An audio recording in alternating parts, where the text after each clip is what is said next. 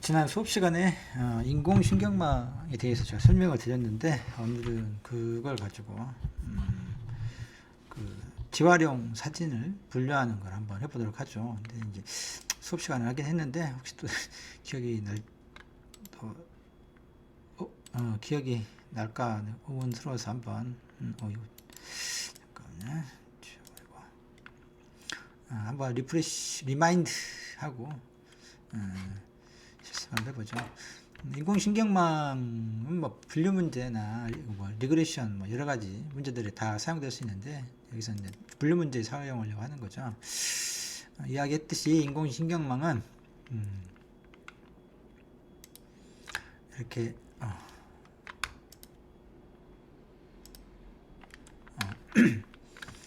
이렇게 동물의 뉴런을 수학적으로 모델링 해가지고 만든 거죠. 노드 하나가 이제 나중에 보면 여기 이런 인공신경망의 하나를 차지하게 되는데 거기 보면 이게 이제 입력 값이고요. 입력 값이고 그래서 x1부터 xn까지 입력이 뭐냐에 따라 다르긴 한데 그림의 경우는 되게 이제 픽셀 값들을 사용하기도 하는데 저희 경우는 이제 임베딩을 해서 또 다른 차원 그림 이미지를 가져다가 다른 특징으로 이제 전환해 가지고 그걸 사용하게 되긴 했지만 어쨌든 심플하게 생각하면 간단하게 생각하면 그림의 각 픽셀에 있는 값들을 하나씩 생각하면 됩니다. 요건 이제 바이어스라 그래가지고 여기 이런 게 있잖아요. 이렇게 y절편 이렇게 생각하면 됩니다. 그리고 이제 기본적으로는 이제 웨이트 서미에서 선형결합을 하죠. 그래서 모든 선회가 이렇게 웨이트가 있어가지고 이 들어오는 입력값하고 그 웨이트 값을 다 곱한 다음에 이렇게 그걸 이제 더하는 거죠. 이렇게 웨이트 썸이 되고 이렇게 되면 이제 선형이 되는데 그걸 이제 비선형인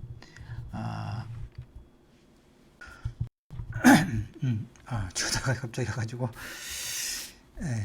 아무튼 이렇게 선형결합을 하고 거기에다 이제 비선형성을 넣죠. 그렇게 함으로써 전체적인 함수의 캐파라고 하죠.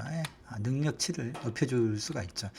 이게 함수가 선형이면 아무래도 이게 표현할 수 있는 능력이 제한적인데 거기다 이제 비선형인 이렇게 함수를 결합해줌으로써 훨씬 더 이제 함수의 능력치를 높여주는 거죠. 이걸 갖다가 사용할 때 쓰는 이제 스텝 펑션 여러 개 있다 그랬죠. 뭐 시그모이드나 하이퍼볼릭 탄젠트니, 렐루니, 뭐 리키렐루니 해가지고 요 웨이트 썸을 가지고 이제 그게 여기 이제 x축에 이제 값이 되고 거기에 따라서 뭐 0부터 1까지 값을 갖는달지 마이너스 1부터 1 값을 갖는달지 아니면 이렇게 이제 선형으로 이런 형태의 이제 값을 갖도록 최종 결과가 나오도록 이렇게 하죠. 방금 했던 것은 이제 퍼셉트론이라고 하는데 그럼을 이렇게 층으로 연결해 가지고 여러 개 층으로 했다 그래서 다층 퍼셉트론이라고 하죠. 이거는 이제 우리가 말하는 인공신경망이다라고 하는 겁니다.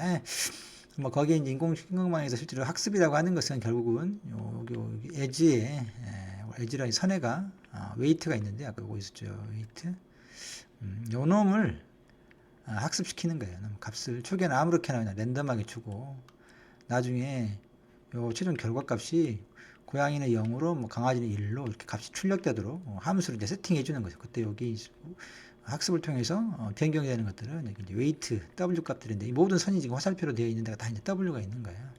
그 하나하나를 이제 다 교정해 주는 거죠. 그때 사용하는 방법이 이제 백프로파게이션 알고리즘이라고 하는 건데 미분을 통해 가지고 그 값이 애초에 의도했던 대로 고양이나 개에 따라서 0 또는 1 값이 나오도록 조정을 해주는 거예요. 그 부분 저번에 설명했지만 생략하겠습니다. 합성함수의 체인룰을 이용해 가지고 미분할 때 그래서 별로 어려운 건 아닌데 여러분들 수학을 조금 이제 까다로워하니까 뭐 생략은 했지만 결국은 뭐 그렇게 어려운 건 아니고 실제 값하고 우리 고양이면 0이어야 되는데 예측대 값이 있을 거잖아요. 요 다중 퍼셉트론이 이제 최종적으로 결과로 내놓는 값하고 그 차이를 이용해 가지고 에러라고도 하고 오차라고도 하고 뭐 코스트라고도 하는데 이제 그런 것들이 요 W 값의 순간 변화량에 따라서 그 에러가 어떻게 변하느냐를 계산하는 그게 미분 개념이잖아요. 그래서 그게 이제 여기가 근사에 가까워지도록 W 값을 조정해내는 그런 방법이 이제 프로파게이션 알고리즘이다라고 하는 겁니다. 아무튼 미분을 통해서 각 웨이트와 이 오차 간의 미분 값을 구해가지고 그거의 기호의 반대 방향으로 학습률을 곱해서 기존에 있는 W 값을 갱신하는 거죠. 변경시켜주는 거야. 기존의 W 값에다가 값을 이만큼을 빼주는 거죠. 빼죠. 그게 요 미분 값이잖아요. 그게 일정 정도, 예를 들어 0.5로 곱해준다 그러면 그 미분 값의 0.5 값만큼만 빼주면 되는 거야. 뭐 이런 식으로 하면 된다. 뉴럴 네트워크 인공지능망이 중요한 이유는 딥러닝이라고 우리들이 흔히 들어보는 모든 딥러닝의 기본 구조가 인공신경망인 거예요. 그 놈을 이렇게 늘린 거라고 계층 수를 좀 더 복잡하게 이제 만들기도 하고 주로 CNN이라고 컨볼루셔널 뉴럴 네트워크라고 해서 주로 이미지, 그림, 동영상 이런 것들 이제 분류할 때 쓰는 거고 리커런트 뉴럴 네트워크라고 해서 LSTM, GRU 이런 것들은 이제 시계열 데이터들이 뭐 날씨랄지 또는 뭐 주식이랄지 등등 지난 과거의 흐름을 그 순서가 있는 그런 데이터를 가지고 미래를 추측할 때 쓰는 이제 그런 거죠. 그다음에 제가 저번에 수업 시간에 뭐 이세도라고 했었던 알파고에 사용했던 알고리즘이라 했죠. 강화학습인데 강화학습 자체는 오래된 거지만 거기 의사결정을 하는 에이전트의 의사결정자 이 부분이 딥러닝을 쓰는 거예요. 예전에는 딥러닝이 아니고 아주 단순한 걸 썼었는데 그 기존의 강화학습에다가 이렇게 딥러닝을 결합해가지고 썼더니 엄청난 이제 성공을 보인 거죠. 그래서 오늘날 그 알파고뿐만이 아니라 여러 가지 로봇 같은 경우 막 강아지 보면 요즘 강아지를 가지고 경호 한다 그런 이야기도 나오던데 아무튼 그런 로봇들 학습시킬 때도 여러 강화학습이 딥러닝과 강화학습을 결합한 형태의 이런 딥 강화학습 딥 리인포스먼트 러닝이라고 하는데 그런 것들을 사용해서 하게 되죠. 여기까지 하고 이제 실제로 한번 그러면 우리가 하려고 했던 것을 해봅시다. 하는 건 책하고 약간 이제 달라요. 책에서는 지금 그 문화재 그림을 가지고 한다 그러는데 문화재 그림이 너무 그 파일이 커가지고 다운받는 데만 상당한 시간이 걸리고 어차피 그림이야 그게 문화재든 리사이클 재활용품 사진이든 상관이 없으니까 하는 것을 그 재활용품 이전에 했었던 걸로 사용하죠. 다만 뉴럴 네트워크를 쓴 거고 책에 없는 내용을 약간 추가시켰다 하는 부분이 모델을 세이브 해가지고 세이브한 다음에 그 세이브된 모델을 뉴럴 네트워크이죠. 학습되어 있는 놈을 다시 불러들여 가지고 실제 테스트 데이터를 이용해서 예측을 해보는 게 실제 요 과정이 거쳐야 되는 거죠.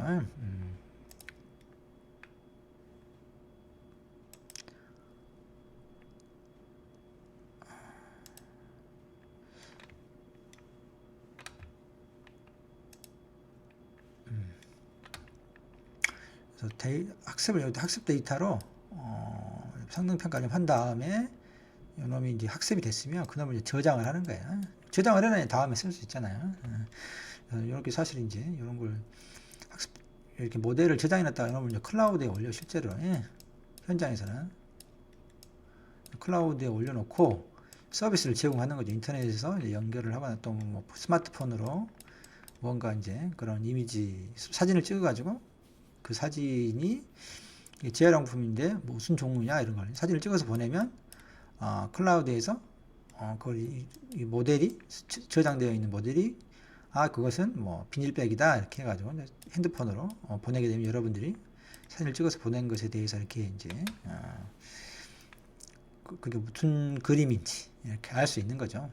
그래서 그 부분을 좀 다루려고 하는 거예요. 이렇게 이제 저장까지 하고 그 다음에 이제 그 모델을 이제 실전에 불러서 이렇게 한 이 부분 이제 여러분들 뭐 스마트폰에서 찍어서 데이터를 보내면 그 모델이 예측을 해주는 뭐 이런 식으로 이제 생각하면 되겠죠. 이렇게 한번 시작해 봅시다. 먼저 오렌지 3를 실행시킨 다음에 뭐 new 회사에 파일을 뭐 일단 세이브 해줘. 세이브 해서 뭐 여기다가 뭐 이렇게 MLP 멀티레이어 퍼셉트론이요 클래시파이어 이렇게 분류기 이렇게 합시다. 먼저 이제 이미지 그림을 할 거니까 먼저 이미지 포트에서 데이터 이미지 훈련 데이터를 읽어 들어가야 되겠죠. 그래서 더블 클릭하면 그때 이제 이 부분은 잠시만요. 설명을 안 했네. 학습 데이터를 이렇게 두 가지로 만들어내라고 그랬어요. 시간에 이게 학습 데이터고 이게 테스트 데이터죠. 안에는 이제 이렇게 6개의 폴더가 만들어져 있고 그 안에 이제 그림이 있잖아요. 마찬가지로 훈련 데이터도 테스트 데이터도 동일하게 6개의 클래스로 놔두고 거기다가 이제 학습 데이터를 놔둬야 된다 그랬어요. 그렇지만 두 개의 디렉토리 구조는 똑같고 또 거기에 사용되는 파일은 절대로 겹치면 안 된다 그랬죠. 훈련할 때 썼던 데이터하고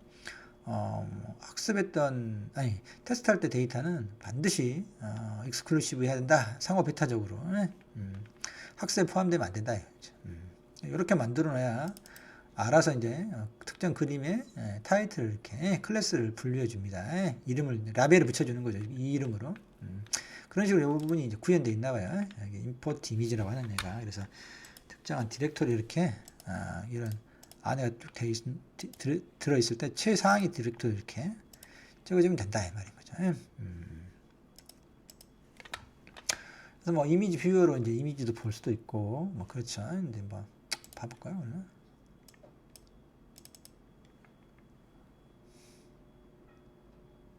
이런 식으로 볼 수 있다 그랬어요. 스페이스바를 누르면 이렇게 특정 그림 아주 크게 볼 수 있다는 거.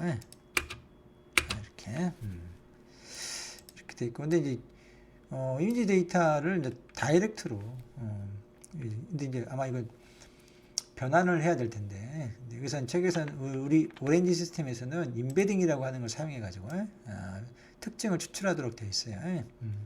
그때 사용할 때 사용하는 것은 임베딩 방법은 인셉션을 쓰고 다른 뭐 VGG16 뭐 이런 것들이 있는데 다 이제 사실 여기 컨볼루션 뉴럴 네트워크예요. 아까 우리가 어디서 봤더라? 닫아버렸네. 컨볼루션 뉴럴 네트워크에서 쓰는 건데 그게 이제 2048개던가 그림을 넣으면 그렇게 특징을 이제 추출해 주는데 연결하면 되죠. 좀 시간이 걸리죠. 이 자체에서 CNN이라고 하는 딥러닝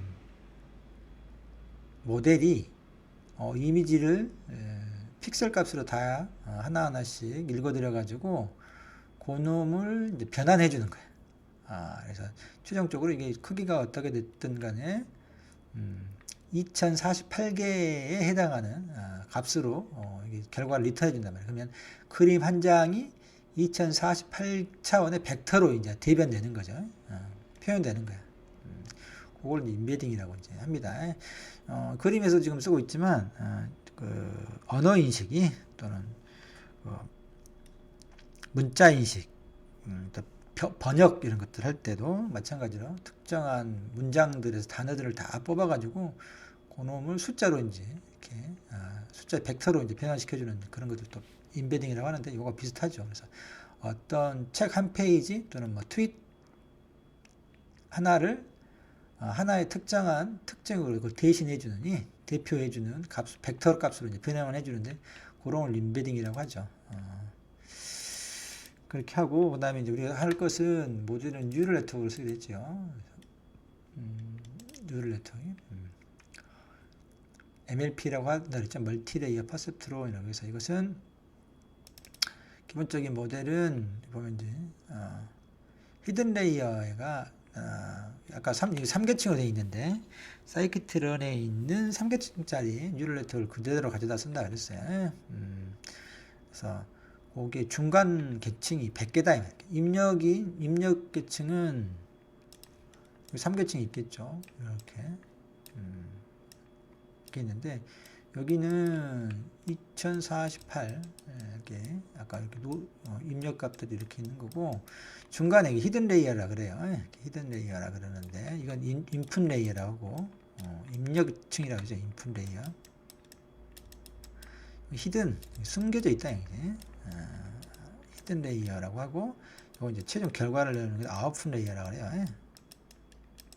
아웃풋 레이어라 그러는데, 그때 여기에 들어가는 이제 100개라는 이야기가 100개. 노드가 아까 그 퍼셉트론이 100개인 거죠. 여기 2048개가 다 연결되어 있고, 그 다음 또 두 번째 노드에 또 퍼셉트론의 모든 노드가 연결되어 있죠. 이게 다 이제 W가 붙어요. 웨이트가. 그래서 웨이트 서메이션 하고, 그때 여기 액티베이션 펑션은 렐루 함수 쓴다 그랬죠. 렐루 함수는 이렇게 생겼어요. 0 이하면 0으로 0값을 하고, 0이 넘어서면 이제 선형으로 x 이퀄 y로 그렇게 해주는 게 렐루 함수죠. 사이버라고 하는 것은 저기 옵티마이저 그 백프로파게이션 알고리즘에서 사용하는 그 최적화 그 W 값들을 그 에러 코스트 예측치하고 실제치, 고양이가 0으로 나오고 강아지 1로 나와야 되는데 실제 나온 게 뭐 0.2였다 할지 모르면은 요거는 막 0으로, 고양이면 0으로 가깝게 나와야 되고, 그럼 1로 강아지 그림을 넣으면 1값이 나와야 되는데 전체를 함수로 본다 그러면 그때 차이를 가지고 요 웨이트들을 조정해 준다 했잖아요. 요 최종 결과 이렇게 고양이 그림 나면 1이 나오고 강아지 그림 나면 1이 나올 수 있도록, 그때 그 백프로파게이션 알고리즘 중에서 이제 그런 것들은 아까 내가 설명한 것은 가장 기본적인 방법들이고, 그것들 이제 계산한 거야. 뭐 그 좀 더 효율적으로 또 학습이 잘 되도록 만드는 여러 가지 방법들이 있을 거잖아요. 아담이라고 하는 것도 있고, 뭐 RMS 프랍이라고 하는 것도 여러 가지 이제 그 옵티마에 최적화하는 그 미분할 때 쓰는 방법들이 있어요. 이제 그거 중에서 이제 아담이라고 하는 것을 사용하겠다라고 하는 겁니다. 반복은 200. 그다음에 레귤러라이제이션 할 거냐, 그래서 웨이트들이 너무 튀지 않게, 이왕이면 웨이트들이 합이나 또 웨이트 제곱의 합 그 루트 값들이 아무튼 이 W 값들이 큰 것보다는 좀 작게 잘 맞추면서도 이왕이면 이 W들이 값이 균등하게 나오도록 그런 식으로 해주는 것들이죠. 여기 보면 이게 RMS 프랍은 없네. SGD 뭐 이런 게 있습니다. 스타트 캐스트 그라디언트 디센트 뭐 이런 것들이 아무튼 뭐 일루는 보죠. 로지스틱 하이퍼볼리 탄젠트 뭐 이런 게 있죠. 아이덴티티는 이제 안 쓰겠다는 이야기, 그대로 값을 인지고 때 하는 건데, 아무튼 뭐 이런 걸 해서 이제 세팅을 해놓고 엔비디어를 이렇게 하게 됩니다. 학습이 되겠죠. 학습이 이제 하나씩 총 학습 데이터 전체를 가지고 학습 데이터가 많지 않기 때문에 금방 합니다. 그 다음에 이제 보면은 얼마만큼 잘 됐는지 한번 검증을 한번 해보죠. 학습 데이터를 연결하고, 그다음에 모델을 연결해가지고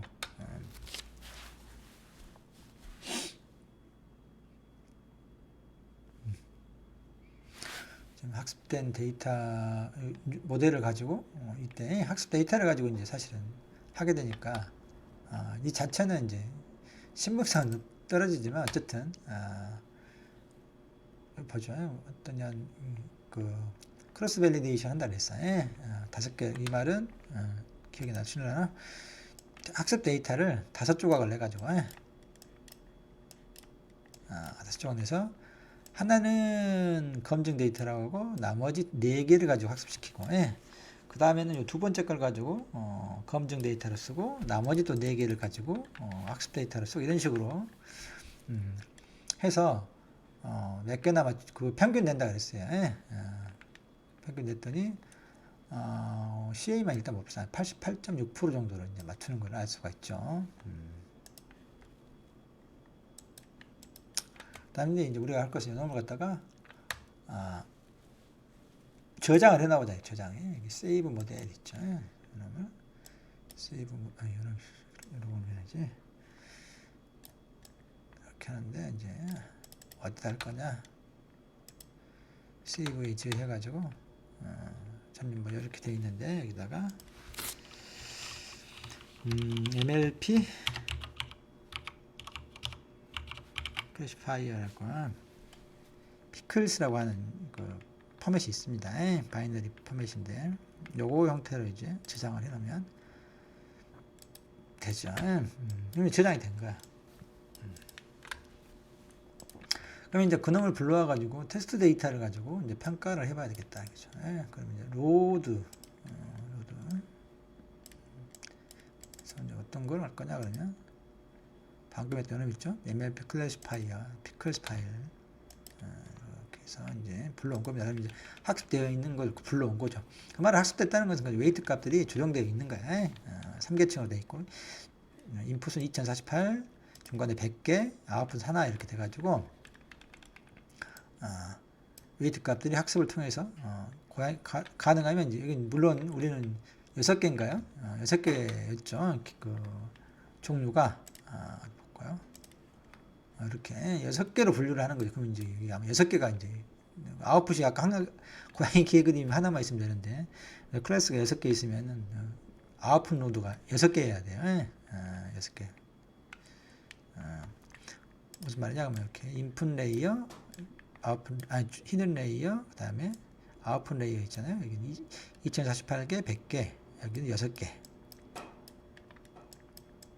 이렇게 가지고 먼저 뭐 캔이다 그러면 캔은 여기가 1이 나오고 나머지 다 0이 나올 수 있도록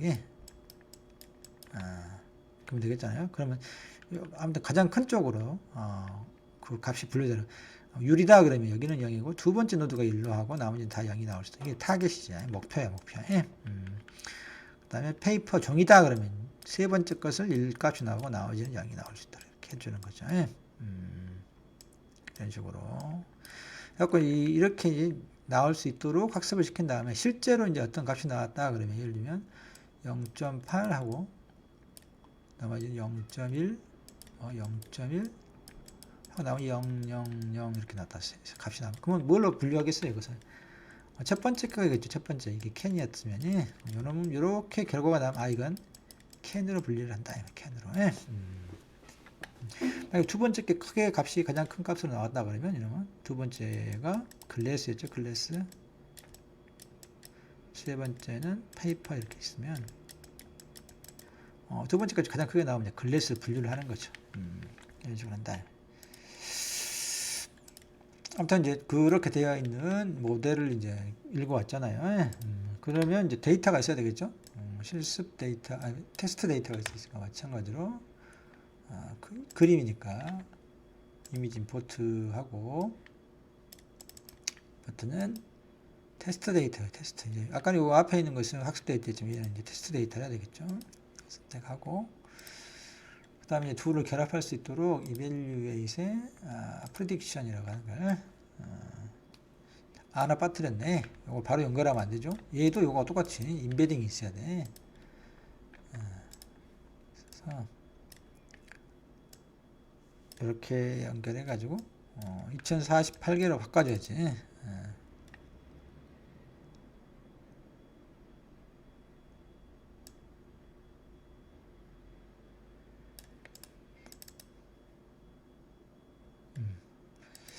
그렇게 한 다음에 놈을 이제 이렇게 연결하면 되죠. 모델을 주고 여기서 이제 그 인베딩된 벡터에 각 그림 한 장마다 2048 차원의 벡터로 해서 이제 봅시다. 그러면 이제 우리가 총 각 클래스마다 2개씩 놔뒀잖아요. 2개씩. 캔 2개, 글래스 2개, 페이퍼 2개, 플라스틱 2개. 근데 플라스틱인데 플라스틱 빼가고 그냥 플라스틱 이렇게 했죠. 이렇게 다 맞춰버렸죠 사실. 그러면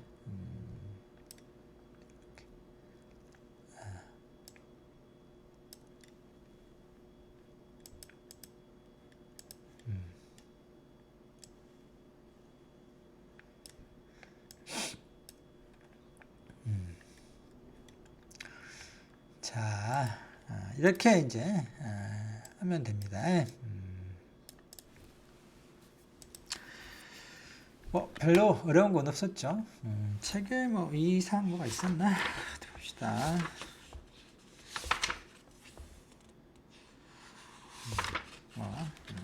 별 다른 건 없었습니다.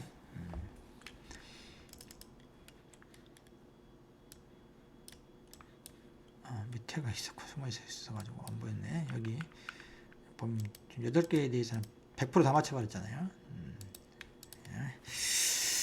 여기는 여기까지 하고 그 다음 것은 일단 랜덤 포레스트 사용하는 방법은 다음 동영상에서 해보도록 하죠.